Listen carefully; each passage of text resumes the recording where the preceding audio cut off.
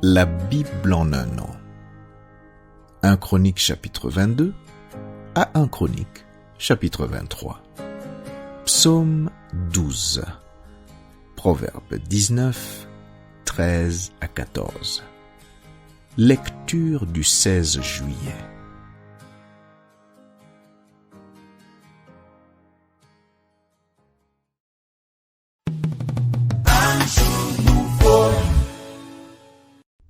Romains chapitre 3, versets 9 à 31.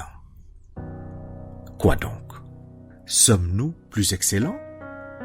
Nullement, car nous avons déjà prouvé que tous, juifs et grecs, sont sous l'empire du péché, selon qu'il est écrit, « Il n'y a point de juste, pas même un seul. Nul n'est intelligent, nul ne cherche Dieu. Tous sont égarés, tous sont pervertis. Il n'en est aucun qui fasse le bien, pas même un seul. Leur gosier est un sépulcre ouvert. Ils se servent de leur langue pour tromper. Ils ont sous leurs lèvres un venin d'aspic. Leur bouche est pleine de malédiction et d'amertume.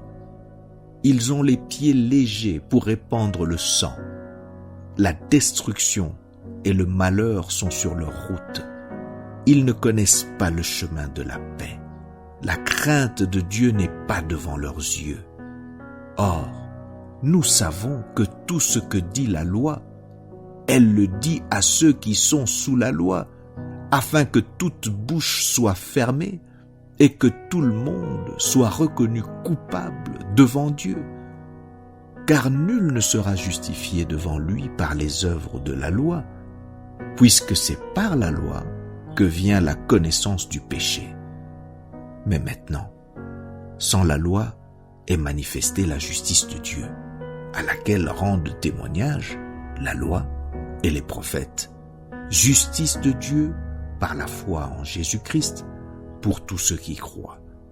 Il n'y a point de distinction, car tous ont péché et sont privés de la gloire de Dieu, et ils sont gratuitement justifiés par sa grâce, par le moyen de la rédemption qui est en Jésus-Christ.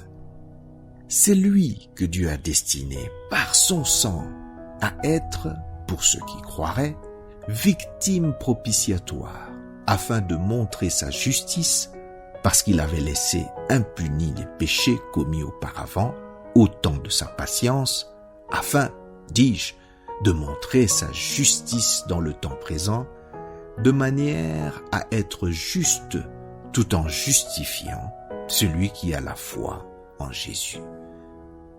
Où donc est le sujet de se glorifier? Il est exclu. Par quelle loi? Par la loi des œuvres? Non, mais par la loi de la foi. Car nous pensons que l'homme est justifié par la foi sans les œuvres de la loi. Ou bien Dieu est-il seulement le Dieu des Juifs? Ne l'est-il pas aussi des païens? Oui, il l'est aussi des païens, puisqu'il y a un seul Dieu qui justifiera par la foi les circoncis et par la foi les incirconcis. Anéantissons-nous donc la loi par la foi? Loin de là. Au contraire, nous confirmons la loi.